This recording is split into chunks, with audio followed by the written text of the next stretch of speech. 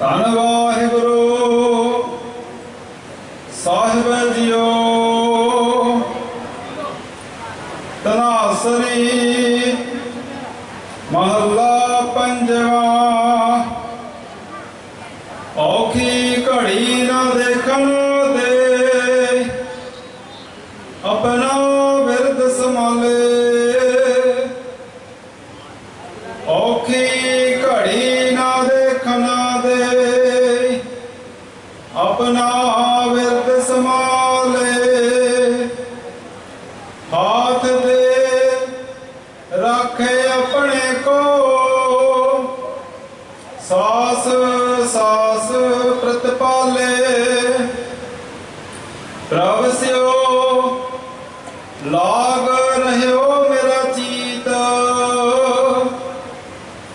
आद अंत प्रभ सदा सहाय।